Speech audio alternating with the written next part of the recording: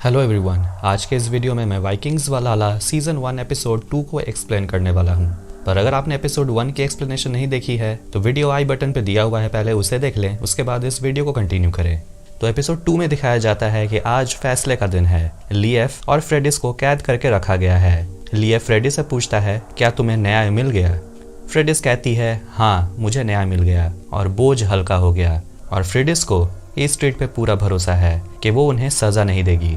लेकिन लिएफ का मानना है कि अगर उन्हें छोड़ दिया जाता है तो क्रिश्चियंस जंग शुरू कर देंगे जिसमें बहुतों की जान जाएगी, और ये ईस्ट ट्रेड नहीं चाहती है।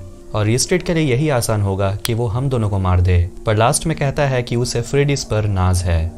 अब सुनवाई के समय ईस्ट ट्रेड फ्रेडिस से पूछती है कि तुम साबित कर सकती हो कि गुन्नार ने तुम्हारे साथ जबरदस्ती की, और फ्रेडिस अपने पीठ पर बने निशान के बारे में बताती है।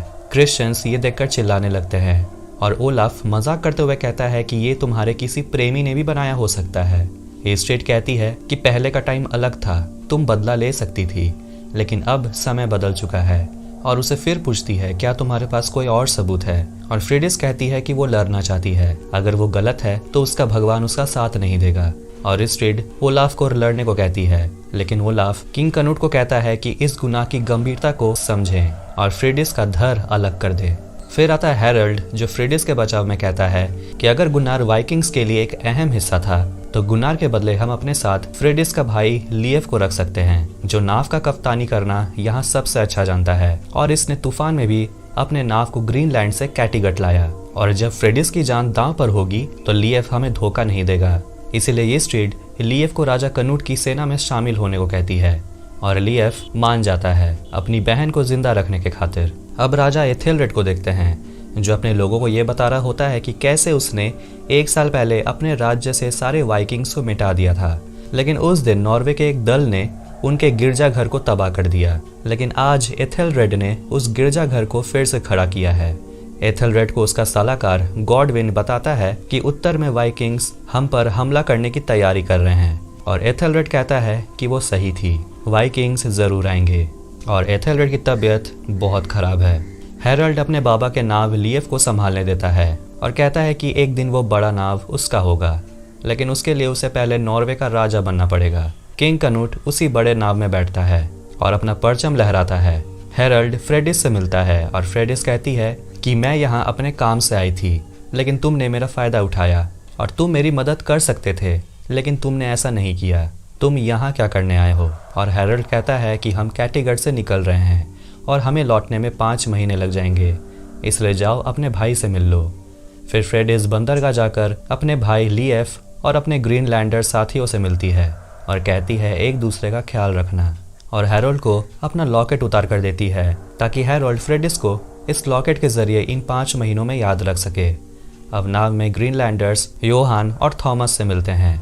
हैरल्ड यार गॉर्म और आर्ने को लिएफ से मिलाता है, और गॉर्म लिएफ को बताता है कि वो लिएफ के पिता को जानता था। वो एक बहादुर नाविक थे और ओडिन के पक्के भक्त थे, पर गॉर्म एक पेगन है और वो क्रिश्चियंस के साथ नाव में नहीं जा सकता।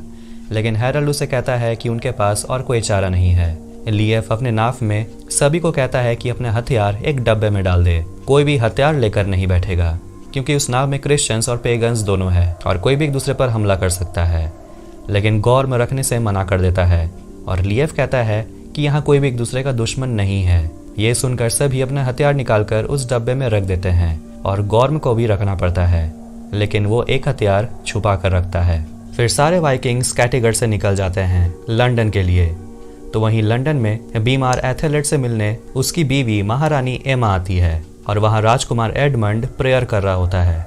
एथेलरेड एमा को कहता है कि वाइकिंग्स आ रहे हैं और अपनी कुछ शर्तें लिखकर उसे देता है, जो एमा वाइकिंग्स को सुना सकती है। लेकिन एमा वाइकिंग से बात नहीं करना चाहती, बल्कि लड़ना चाहती है, और चाहती है कि एडमंड मर्सिया जाए ताकि वो वहाँ के राजा एडरिक स्ट्रियोना से सेना लेकर लंदन में आए वाइकिंग से लड़ने के लिए। पर एथेलरेड को डर है कि एडरिक एडमंड की राजगद्दी हथिया लेगा, और पूछता है तुम्हारे नॉर्वे वाले भाई का क्या? और एमा कहती है कि अगर हम अपनी मदद करेंगे तो वो हमारी मदद जरूर करेगा। अब नाव में बैठे हुए हैरल्ड, ग्रॉम और लिएफ के पिता एरिक के बारे में बात करते हैं, और लिएफ बताता है कि वो ग्रीनलैंड गए थे क्योंकि उन्हें बेवजह लोगों को मारने की आदत हो गई थी। लेकिन लीएफ ने कभी किसी को नहीं मारा। और गॉर्म कहता है कि पहली बार किसी इंसान को मारना थोड़ा मुश्किल होता है। एमा अपने सेना को लंदन के एक पुराने रोमन किले में लेकर आई है और गॉडविन एमा से मिलने आता है और गॉडविन उसे पूछता है क्या ये सही है। एमा कहती है बिल्कुल, क्योंकि वाइकिंग्स भी मुझे तुम्हारे जैसा कमज़ोर ही समझेंगे। और एमा गॉडविन को एडमंड के साथ मर्सिया जाने को कहती है सेना लाने के लिए। गॉडविन पूछता है कि आप मुझ पर भरोसा नहीं करती, फिर मुझे ही क्यों। एमा कहती है कभी कभी ना चाहते हुए भी कुछ चीज़ें करनी पड़ती हैं। अभी अगर उन लोगों ने मर्सिया से सेना को नहीं बुलाया तो इंग्लैंड नहीं बचेगा, और अगर इंग्लैंड ही नहीं बचा तो वो लोग नहीं बचेंगे। एडमंड मर्सिया के लिए निकलता है और एमा एडमंड को समझाती है कि अगर एड्रिक मदद के बदले में कोई भी मांग रखता है तो तुम सीधा मना कर देना। एडमंड पूछता है कि मेरे लौटने तक बाबा नहीं रहेंगे ना। एमा कहती है तब तक तुम राजा बन जाओगे, लेकिन अगर तुम कामयाब नहीं हुए तो ये राज ज़्यादा दिन नहीं चलेगा। हैरोल्ड किंग कनूट के नाव में जाता है जहां ओलाफ और किंग कनूट प्लान बना रहे होते हैं और ओलाफ बताता है कि हमें साउथ से हमला करना चाहिए, जो इंग्लैंड कभी नहीं सोचेंगे क्योंकि साउथ में एक दलदल है। तभी मौसम खराब होने लगता है, लेकिन लीएफ के नाम में एक पेगन और एक क्रिश्चियन लड़ने लगते हैं, लेकिन लीएफ उन दोनों को शांत करवाता है। फिर ड्रेस ही स्ट्रीट के साथ बाजार घूम रही है और अपने भाई के लिए एक बलि खरीदती है और बदले में अपने गले का हार दे देती है। स्ट्रीट फ्रेडिस को बताती है कि यहाँ तुम्हें अलग अलग आस्थाओं वाले लोग मिलेंगे और अपने बारे में बताती है कि उसकी दादी एक महान अफ्रीकी परिवार से है और उनके दादाजी ने उनकी दादी को यहाँ लाया और उनके पिता भी एक महान योद्धा थे और आज वो कैटिगट की एक शासक है। मतलब कुछ भी मुमकिन है, बस दिमाग खुला होना चाहिए। अब फेड्रिस अपने भाई के सुरक्षा के लिए प्रेयर करती है और उस बलि को जलाती है। फिर रीस्ट्रीट वहाँ आती है और वो फ्रेडिस को कहती है कि तुम में जो आस्था है वो बहुत कम लोग में होती है और बताती है कि उसके पति भी बहुत धार्मिक थे, लेकिन फिर कुछ क्रिश्चियंस ने उन्हें ज़बरदस्ती धर्म परिवर्तन करने को कहा और ना मानने पर क्रिश्चियन ने उन्हें बहुत टॉर्चर किया और उनका एग्जाम्पल बनाया, लेकिन असर उल्टा हुआ। वो सारे क्रिश्चियंस मारे गए। बदलाव आ रहा है और हमें तैयार रहना चाहिए। राजकुमार एडमंड और गॉडविन आराम करने के लिए रुकते हैं और एडमंड दुखी होकर कहता है कि उसमें राजा बनने की कोई काबिलियत नहीं है, लेकिन गॉडविन उसे समझाता है कि खुद के अंदर झांकना ही साहसी बनने का पहला कदम है। किंग कनूट हैरोल्ड से पूछता है कि तुमने ग्रीनलैंडर यानी कि लीएफ में ऐसा क्या देख लिया जो तुम उस पर इतना भरोसा करते हो। और हैरोल्ड कहता है कि उसके साहस के वजह से वो साहस दिखाने के लिए छाती नहीं पीटता, बल्कि अपने क्षमताओं को दिखाता है और ये बात सब में नहीं होती। अब मर्सिया टैमवर्थ किले को देखते हैं जहां एडमंड एड्रिक स्ट्रियोन के साथ खाना खा रहा होता है और स्ट्रियोन 5000 सैनिक और 1000 घोड़े देने को मान जाता है, लेकिन वो सोच रहा है कि अपना सेना लंदन भेजने से उन्हें क्या फ़ायदा होगा, क्योंकि उसे लगता है कि किंग कनूट उत्तर से वार करेंगे और वाइकिंग्स मर्सिया से होकर गुजरेंगे और उन्हें अगर रोकना है तो वो उन्हें मर्सिया से ही रोक सकते हैं।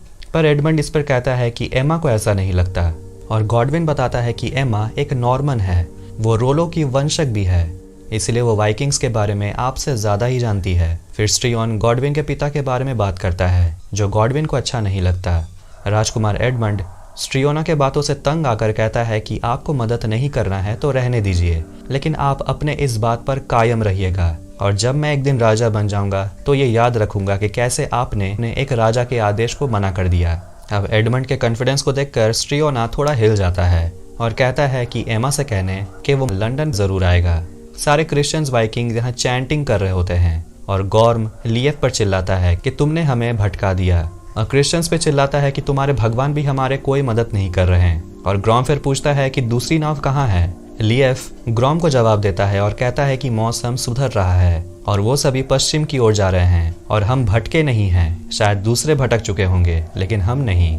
और लीएफ ग्रॉम को कहता है कि हर बात पर क्रिश्चियंस पे इल्जाम डालना बंद करो। फिर एक क्रिश्चियन ग्रॉम पे हंसने लगता है और ग्रॉम गुस्से में अपने छुपाए हुए हथियार से उस क्रिश्चियंस को मार देता है और खुद को उस नाव का कप्तान कहता है। और ग्रॉम फिर लीएफ को भड़काता है ये कहकर कि मुझे नहीं लगता कि तुम्हें मुझे मारने की हिम्मत है, लेकिन लीएफ बिना हिचकिचाए ग्रॉम को मार देता है। अब मर्सिया से निकलकर एडमंड गॉडविन से उसके पिता के बारे में पूछता है। गॉडविन बताता है कि उसके पिता ऊंचे पद में थे और वो बहुत लालची थे और उन्होंने राजा के 24 जंग अपने फायदे के लिए इस्तेमाल किया, इसलिए उन्हें आजीवन कारावास की सजा मिली। फिर रास्ते में राजकुमार एडमंड को घंटियों की आवाज़ सुनाई देती है और गॉडविन और सारे सैनिक घुटनों पर बैठ जाते हैं और कहते हैं कि इसका मतलब अब आप हमारे राजा हैं, और सब राजा एडमंड की जय जयकार करते हैं। फेड्रिस देखती है कि ईस्ट्रिड ने उसका छुरा लौटा दिया और कहती है कि फेड्रिस उपसुला जाए और अपने भाग्य को जाने, और उपसुला वाइकिंग्स का सबसे धार्मिक स्थल है। ईस्ट्रिड का मानना है कि रैग्नारॉक यानी कि देवों का अंत हमारे ही जीवन काल में होगा, और फ्रीडिस ईस्ट्रिड के कहने पर उपसुला के लिए निकल जाती है। सारे वाइकिंग्स आखिरकार इंग्लैंड पहुंचते हैं और हैरोल्ड लीएफ के नाव में 2 लाश देखता है, एक क्रिश्चियन का और एक है गॉर्म का, और हैरोल्ड लीएफ के कान में जाकर कहता है वाइकिंग।